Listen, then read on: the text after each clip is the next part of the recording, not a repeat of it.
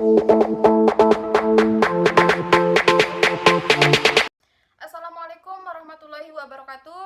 Selamat pagi, salam sejahtera untuk kita semua. Perkenalkan, saya Laili Apriani, semester 4 Prodi S1 Perawatan. Di sini saya akan mempresentasikan terkait dengan infeksi seksual menular untuk memenuhi penilaian tugas ujian akhir semester mata kuliah maternitas. Baik, selanjutnya kita akan masuk ke materi infeksi menular seksual. Di sini ada beberapa poin terkait dengan presentasi hari ini, ada latar belakang, tujuan, manfaat, landasan teori, definisi, penyebab dari infeksi menular seksual itu sendiri, adapun gejala umum infeksi menular seksual, dan macam-macamnya dari infeksi menular seksual, adapun dokumentasi atau apa saja yang dirasakan oleh orang yang tertular infeksi menular seksual, lalu bagaimana terapi pengobatan yang bisa kita lakukan pada infeksi menular seksual, dan bagaimana pencegahan yang bisa kita lakukan sebelum tertular infeksi menular seksual atau penyakit menular seksual ya teman-teman. Sebelumnya di sini kita akan membahas tentang latar belakang terkait dengan infeksi menular seksual atau IMS yang dimana dianggap sebagai masalah kesehatan masyarakat karena menjadi salah satu penyebab utama beban penyakit global. Dalam sebuah studi baru mendapati bahwa lebih dari 1 juta orang di seluruh belahan dunia setiap hari tertular IMS yang dapat disembuhkan dan tidak dapat disembuhkan yang tersebar luas di antara laki-laki dan perempuan berusia 15-49 tahun. Sedangkan menurut laporan World Health Organization atau WHO, ada sekitar 1 juta kasus baru IMS setiap hari di seluruh dunia. Dan disebutkan juga oleh WHO pada tahun 2016, ada sekitar 376 juta infeksi baru dari 4 infeksi yang terkait dengan IMS. IMS yang dapat disembuhkan yaitu seperti IMS chlamydia ada 127 juta, gonore 87 juta, sipilis 6,3 juta, dan trichomoniasis 156 juta. Lebih dari 500 juta orang hidup dengan infeksi HSV, genital herpes yang diperkirakan 300 juta wanita memiliki infeksi HPV, penyebab utama dari kanker serviks itu sendiri. Selanjutnya terkait dengan tujuan presentasi pada hari ini, yang pertama untuk mengetahui jenis dan tanda gejala dari infeksi menular seksual, dan ada juga untuk poin yang kedua untuk mengetahui pengobatan dan perawatan apa saja yang bisa kita lakukan pada pasien IMS. Di sini ada manfaat edukasi seks IMS sejak dini bisa membantu generasi muda lebih memahami kesehatan reproduksi dan seksual, sehingga benar-benar terhindar dari resiko penyakit menular seksual di kemudian hari. Di sini ada beberapa landasan teori terkait dari infeksi menular seksual, yang dimana penyebabnya yaitu ada virus, parasit, bakteri, dan protozoa. Sedangkan untuk hostnya yaitu ada umur, jenis kelamin, pilihan dalam hubungan seksual, lama bekerja, status perkawinan, dan pemakaian pengaman atau kondom. Adapun faktor lingkungannya seperti demografi, sosial ekonomi, kebudayaan, dan medik. Dan adapun jumlah pelanggan dari infeksi menular seksual itu sendiri. Usia aktif secara seksual dan cuci vagina. Cuci vagina ini adalah kurang bersihnya dalam mencuci vagina setelah berhubungan seksual dengan pasangan. Definisi terkait dari infeksi menular seksual atau IMS adalah suatu penyakit infeksi yang kebanyakan ditularkan melalui hubungan seksual, yaitu oral atau mulut, anal atau dubur, atau melewati vagina itu langsung. Selain itu juga dapat ditularkan dari ibu ke anak selama kehamilan dan persalinan. Kuman penyebab infeksi tersebut dapat berupa jamur, virus, dan parasit menurut Widya Stuti 2009. Pertama kali penyakit ini disebut penyakit kelamin atau venereal disease atau VD yang berasal dari kata Venus yaitu Dewi Cinta, namun saat ini sebutan yang paling tepat adalah Sexual Transmitted Infection atau STI yang berarti penyakit-penyakit yang dapat ditularkan melalui hubungan kelamin. Penyakit IMS disebabkan oleh lebih dari 30 bakteri yang berbeda, virus dan parasit yang tersebar terutama melalui kontak langsung termasuk vagina, anal, dan oral seks. Pada umumnya, seseorang tidak sadar dirinya menderita IMS karena bersifat asimptomatik atau tidak menunjukkan gejala khusus. Penyakit IMS adalah kelompok penyakit infeksi yang ditularkan secara langsung melalui hubungan seksual, dengan ciri khas yaitu adanya penyebab dan kelainan yang terjadi di daerah genitalia. Kegagalan dalam mendiagnosis dan memberikan pengobatan pada stadium dini dapat memberikan komplikasi serius atau berat, dan berbagai gejala sisa lainnya, antara lain yaitu adanya kemandulan atau infertilitas akibat buruk pada bayi, kecacatan, kehamilan di luar rahim atau ectopic pregnancy, kematian dini, kanker di daerah anogenital, serta infeksi baik neonatus atau setelah melahirkan maupun pada bayi itu langsung. Di samping itu, keberadaan IMS akan mengakibatkan biaya pengobatan yang sangat besar menurut Sagiful 2007. Ada beberapa penyebab dari infeksi menular seksual. Yang pertama itu ada bakteri. Beberapa bakteri yang dapat menyebabkan penyakit menular seksual diantaranya yang pertama Neisseria gonorrhoeae yang dapat menyebabkan penyakit uretritis, epididymitis, cervicitis, bronkitis, faringitis, konjungtivitis, bartholinitis, dan gonore. Ada yang kedua, yaitu Chlamydia trachomatis yang dapat menyebabkan penyakit seperti uretritis, epididymis, cervicitis, bronkitis, salpingitis, dan limfomargranuloma venereum. Adapun yang ketiga yaitu Mycoplasma hominis yang dapat menyebabkan penyakit seperti uretritis, epididymis, cervicitis, bronkitis, dan salpingitis. Adapun yang selanjutnya yaitu Ureaplasma urealyticum yang dapat menyebabkan penyakit seperti uretritis, epididymis, cervicitis, bronkitis, dan salpingitis. Adapun yang selanjutnya yaitu Treponema pallidum yang dapat menyebabkan penyakit seperti sifilis, dan adapun yang selanjutnya yaitu Gardnerella vaginalis yang dapat menyebabkan penyakit seperti vaginitis, dan bakteri yang selanjutnya yaitu Donovania granulomatis yang menyebabkan penyakit granuloma inguinalis. Yang selanjutnya yaitu ada virus. Beberapa virus yang dapat menyebabkan penyakit menular seksual. Di antaranya adalah yang pertama herpes simplex virus yang menyebabkan penyakit herpes genitalis. Yang kedua herpes B virus yang menyebabkan penyakit hepatitis fulminan akut dan kronik. Yang selanjutnya ada human papilloma virus yang menyebabkan penyakit kondiloma acuminatum atau yang kita biasa sebut dengan HPV. Yang selanjutnya yaitu Molluscum contagiosum virus yang menyebabkan penyakit seperti Molluscum contagiosum.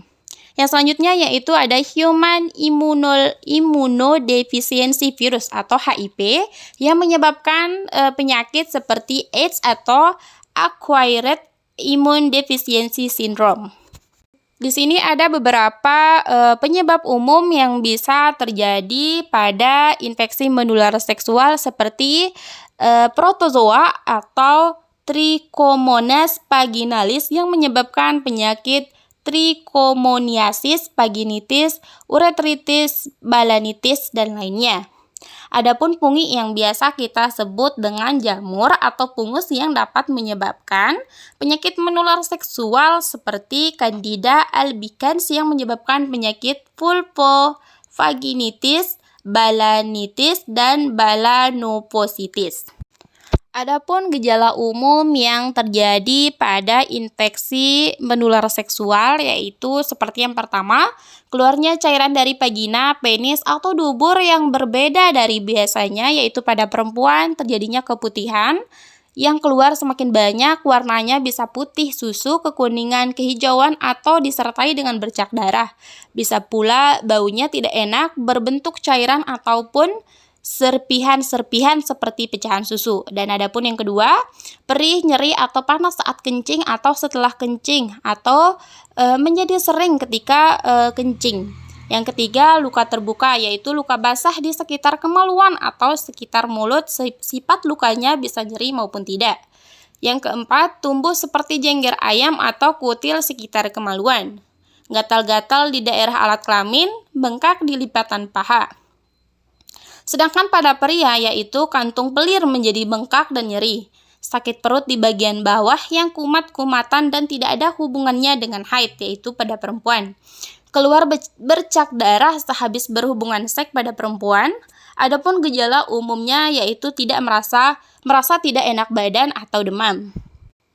Untuk selanjutnya di sini kita akan membahas terkait dengan tanda dan gejala pada IMS gonore ya teman-teman. Di sini penyebabnya ada Neisseria gonorrhoeae dengan manifestasi klinis yaitu gejala infeksi muncul 1-14 hari setelah terpapar. Meskipun ada kemungkinan terinfeksi gonore namun tidak memiliki gejala. Diperkirakan hampir setengah wanita yang terinfeksi gonore tidak merasakan gejala atau memiliki gejala namun tidak spesifik. Adapun tanda dan gejala dari gonore itu sendiri, yang pertama sering buang air kecil dan sakit, anus gatal, nyeri dan terjadi pendarahan, cairan vagina abnormal, adanya pendarahan vagina abnormal selama atau berhubungan seks atau antara periode haid, alat kelamin terasa gatal, pendarahan haid tidak teratur, perut bagian bawah terasa sakit, kelenjar Bartolini bengkak dan nyeri pada pembukaan vagina. Adapun gejala yang terjadi pada pria sendiri, yang pertama cairan penis awalnya abnormal terlihat seperti susu pada awalnya, kemudian kuning lembut dan berlebih, kadang-kadang disertai dengan darah yang kebiruan. Adapun yang selanjutnya yaitu sering buang air kecil dan sakit, anus gatal, nyeri dan terjadi pendarahan, sakit tenggorokan dan penyakit mata menular atau jarang terjadi. Diagnosis yang kita lakukan pada gonore yaitu dengan mendiagnosis yang ditegakkan dengan membuat sediaan hapus dari sekret uretra. Adapun pencegahan dan pengobatan yang bisa kita lakukan yaitu biasanya berhasil dengan menggunakan ampicillin oral ditambah dengan probenesid untuk memperlambat bersihkan obat dari ginjal. Tanda dan gejala dari penyakit infeksi menular seksual yang selanjutnya yaitu tanda dan gejala klamidia dengan manifestasi klinis gejala dimulai dari waktu 5-10 hari setelah paparan infeksi, di mana penyebabnya yaitu Chlamydia trachomatis. Penyakit klamidia ini sendiri merupakan penyakit kelamin yang dimana salah satu penyakit dari golongan penyakit menular seksual. Penyakit klamidia ini sendiri dapat menginfeksi penis, vagina, leher rahim, dubur, saluran kencing, mata, ataupun tenggorokan. Penyakit ini disebabkan oleh seks bebas, aktivitas seksual yang tidak sehat, tidak menggunakan pengaman atau kondom saat berhubungan, tidak bisa menjaga kesehatan organ intim dan pola hidup yang tidak sehat. Adapun tanda dan gejala dari klamidia ini sendiri yaitu pada perempuan seperti sakit perut, keputihan abnormal, pendarahan di luar menstruasi, demam ringan, hubungan seks yang menyakitkan, nyeri atau rasa terbakar saat kencing. Adapun yang ketujuh yaitu pembengkakan di dalam vagina atau di sekitar anus, ingin buang air kecil melebihi biasanya, pendarahan vagina setelah berhubungan, keluarnya cairan kekuningan dari leher rahim yang mungkin memiliki bau yang kuat. Sedangkan gejala pada pria yaitu seperti nyeri atau rasa terbakar saat kencing, cairan bernanah atau seperti susu dari penis, testis bengkak atau lembek, dan pembekakan yang terjadi di sekitar anus. Adapun penyakit infeksi menular seksual yaitu limfogranuloma venereum, yaitu yang disebabkan oleh bakteri Chlamydia trachomatis, yaitu galur L1 sampai dengan L3, di mana dengan manifestasi klinis tahap pertama yaitu gejala tahap pertama ini dapat muncul sekitar 10 sampai 14 hari setelah seseorang terinfeksi. Gejala dari tahap pertama ini yaitu adanya luka ulkus kecil yang dangkal di area kelamin atau mulut tempat terjadinya kontak dengan bakteri penyebab dari infeksi. Luka tersebut juga dapat berkumpul sehingga sering diduga herpes. Luka ini tidak menimbulkan rasa sakit dan dapat menghilang dalam beberapa hari. Akibatnya gejala LGV tahap 1 seringkali tidak disadari. Adapun tahap yang kedua yaitu gejala tahap kedua ini tidak terjadi sekitar 2 sampai 6 minggu. Di mana gejala tahap kedua ini dapat berupa yang pertama pembengkakan kelenjar getah bening di pangkal paha atau buboes serta di kelenjar getah bening di leher bila penularan dilakukan secara oral. Yang kedua, gangguan di area anus dan dubur seperti nyeri anus, nyeri saat BAK dan BAB, sembelit, pendarahan di dubur hingga BAB terasa seperti belum tuntas atau tenesmus. Gangguan yang selanjutnya yaitu gangguan umumnya seperti sakit kepala, tidak enak badan, demam, mual, muntah, hingga nyeri sendi. Tahap yang ketiga yaitu di mana manifestasi klinisnya itu terjadi biasanya baru muncul ketika infeksi tidak kunjung diatasi. Adapun gejala yang ditimbulkan dari tahap yang ketiga ini yaitu abses atau kumpulan nanah di area infeksi, fistula ani, penyempitan saluran anus, ketegangan di otot-otot panggul, edema atau pembengkakan kelenjar getah bening di area kelamin, kematian jaringan dan pecahnya kelenjar getah bening, perubahan bentuk kelamin, bahkan terjadinya infertilitas atau kemandulan pada perempuan maupun laki-laki. Penyakit infeksi menular seksual yang selanjutnya yaitu adanya sifilis. Sifilis terjadi akibat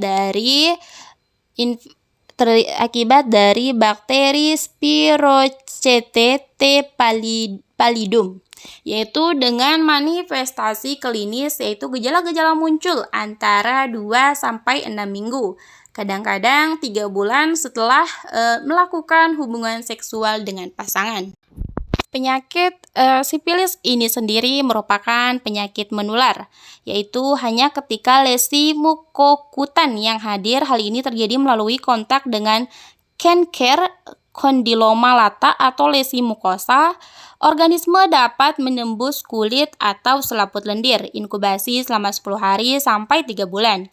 Sifilis memiliki karakteristik yang kompleks ditandai dengan respon imunologi pada spiroket atau pada pasangan pada seseorang, yaitu adapun tanda dan gejala dari penyakit sifilis ini sendiri yaitu gejala muncul setelah 2 sampai 6 minggu, kadang-kadang 3 bulan.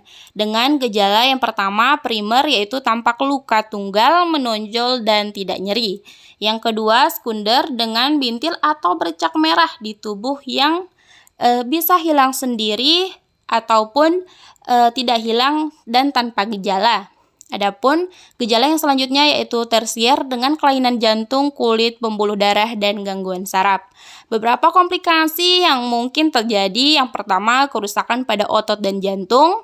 Selama kehamilan dapat ditularkan kepada janin dan dapat menimbulkan keguguran atau lahir cacat, serta memudahkan penularan infeksi HIV pada penderita infeksi menular seksual.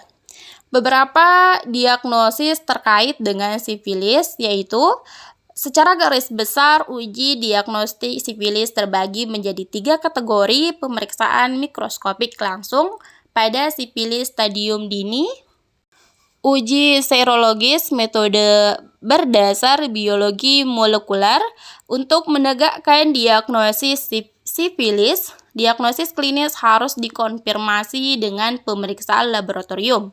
Pemeriksaan mikroskop lapangan gelap atau dark field merupakan metode paling spesifik dan sensitif. Untuk memastikan diagnosis sifilis primer adalah menemukan treponema, yaitu dengan melakukan pemeriksaan mikroskop lapangan gelap dari cairan yang diambil pada permukaan kinstri. Adapun penyakit yang selanjutnya yaitu penyakit dengan infeksi menular seksual hepatitis yang disebabkan oleh virus hepatitis A atau HAV. Gejala akan muncul setelah masa inkubasi yakni sekitar 2 minggu sampai 6 bulan. Hepatitis A ini merupakan peradangan pada organ hati yang disebabkan oleh infeksi virus hepatitis A. Infeksi ini mengganggu kerja hati yang dapat menular dengan mudah melalui makanan atau minuman yang terkontaminasi virus tersebut. Tanda dan gejala yang terjadi pada orang yang memiliki hepatitis A yaitu dengan beberapa keluhan seperti penyakit kuning, demam, lemas, serta mual muntah. Seseorang lebih berisiko terserang hepatitis A jika berkunjung atau tinggal di daerah yang terdapat banyak kasus hepatitis A. Orang yang berhubungan seksual dengan penderita hepatitis A juga dapat terkena penyakit yang sama. Pengobatan dan pencegahan pada penyakit infeksi menular seksual hepatitis A akan sembuh dengan sendirinya karena sistem kekebalan tubuh penderita akan membunuh virus tersebut. Pengobatan yang diberikan hanya untuk meringankan gejala sambil menunggu penyakit sembuh. Sedangkan cara untuk mencegah hepatitis A adalah dengan menjalani vaksinasi hepatitis A, menjaga kebersihan diri dan lingkungan, serta memastikan makanan dan minuman yang diminum sudah dimasak dengan matang. Diagnosis yang bisa kita lakukan pada pasien dengan hepatitis A ini adalah dengan menanyakan gejala yang dialami dari awal hingga gejala dan tanda-tanda yang dialami lebih parah.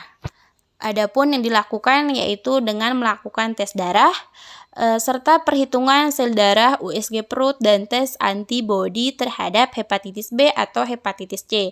Tujuannya adalah untuk mengetahui dan mencari tahu apakah penyakit kuning terjadi akibat kondisi lain.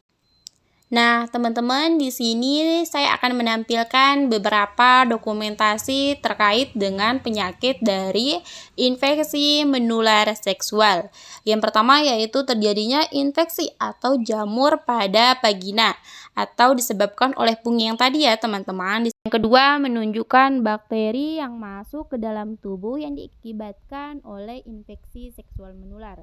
Dan gambar yang ketiga merupakan gambar akibat dari infeksi menular seksual yang menyebabkan penyakit seperti yang ada di gambar ya teman-teman. Ada beberapa terapi pengobatan yang bisa kita lakukan untuk mengatasi penyakit dari infeksi menular seksual, yaitu dengan memberikan beberapa jenis antibiotik pada penderita penyakit infeksi menular seksual. Yaitu yang pertama dengan memberikan azitromisin dan doksisilin untuk mengobati klamidia, penisilin, doksisilin, tetrasisilin, amoxilin, dan ceftriaxone untuk mengobati sifilis. Ceftriaxone dan getamicin untuk mengobati gonore, metronidazole untuk mengobati trichomoniasis. Sedangkan untuk antivirus lainnya yaitu terdapat acyclovir, famciclovir, dan valacyclovir untuk menangani herpes genital. Yang kedua adefovir, atezavir, interferon, dan lamivudin untuk menangani hepatitis. Adapun terdapat podofilox, imiquimod, dan sinecatechins untuk menangani HPV. Adapun pengobatan yang bisa kita lakukan pada penderita atau penyakit infeksi menular seksual dengan HIV/AIDS, yaitu dengan memberikan ARV atau antiretroviral dengan beberapa jenis diantaranya. Yang pertama, yaitu ada protease inhibitor atau PI, ada integrase strand transfer inhibitors atau INSTIS, yaitu adapun selanjutnya nukleosid atau nucleotide reverse transcriptase inhibitors atau NRTI. Adapun yang selanjutnya yaitu cytochrome, yaitu CYP3A untuk inhibitors, dan yang selanjutnya yaitu entry inhibitors. Adapun beberapa pencegahan yang bisa kita lakukan untuk terhindar dari penyakit infeksi menular seksual. Poin yang pertama yaitu dengan menghindari melakukan hubungan seksual dengan lebih dari satu orang, rutin menjaga kebersihan organ intim, selalu menggunakan alat pengaman saat berhubungan intim. Jangan berhubungan dengan pasangan yang terinfeksi. Jadi teman-teman, jika ingin berhubungan dengan pasangan, usahakan jika ingin menikah, usahakan melakukan tes terlebih dahulu ya, untuk mengetahui apakah pasangan kita itu terinfeksi penyakit menular seksual atau tidak. Dan yang selanjutnya yaitu vaksinasi, yaitu terdapat vaksin untuk mencegah HPV dan hepatitis B. Nah, teman-teman, dari penjelasan paparan presentasi yang tadi dapat kita simpulkan bahwa infeksi menular seksual merupakan ancaman nyata bagi generasi muda yang dapat merusak kehidupannya, bangsanya, maupun negaranya. Adapun kesimpulan yang kedua yaitu infeksi menular seksual merupakan awal dari penyakit menular seksual yang merupakan penyakit seumur hidup ya teman-teman, yang akan melekat dalam darah, merusak pikiran, hati, dan menurunkan kualitas hidup di masa yang akan mendatang. Di sini saya akan menampilkan beberapa ilustrasi gambar kerusakan mental dari IMS yang menyebabkan penyakit menular seksual atau PMS. Ilustrasi pertama merupakan gambaran awal terjadinya infeksi, yaitu melakukan hubungan intim dengan tidak menggunakan kondom ya teman-teman, maka terjadilah penyakit menular seksual. Nah, adapun ilustrasi yang kedua yaitu ketika penyakit menular seksual sudah merusak pikiran, sudah merusak hati, merusak mental, maka akan mengakibatkan si penderita mengalami gangguan mental. Dan adapun ilustrasi yang ketiga yaitu terjadinya kerusakan otak yang mengakibatkan penderita kehilangan akal, menjadi tidak fokus, merasa sendiri, merasa sepi, karena pikirannya atau sarafnya sudah mulai terganggu terkait dengan kerusakan yang disebabkan oleh infeksi menular seksual yang merusak saraf otak dan beberapa imunologi dari tubuh. Demikianlah sudah presentasi pada hari ini terkait dengan infeksi menular seksual. Semoga bisa menambah wawasan dan pengetahuan untuk kita semua. Saya berpesan kepada anak-anak muda di luar sana, stop mencoba, stop merusak diri sendiri. Karena yang menyesal bukan orang lain, tapi dirimu. Jagalah dirimu, sayangi badanmu, jangan biarkan orang lain menyentuhmu. Karena penyesalan itu tak memberi siapapun kesempatan untuk mengulang, kecuali dirimu menerima apa yang telah kita lakukan di hari kemarin. Untukmu, untukku, untuk kita semua. Terima kasih untuk perhatiannya. Saya, Laili Epriani, NIM IPA 21030, semester 4, Prodi S1 Keperawatan. Pamit undur diri, mohon maaf bila ada kekurangan maupun kesalahan dalam pengucapan kata saya. Terima kasih. Wassalamualaikum warahmatullahi wabarakatuh. Salam, selamat pagi, salam sejahtera untuk kita semua.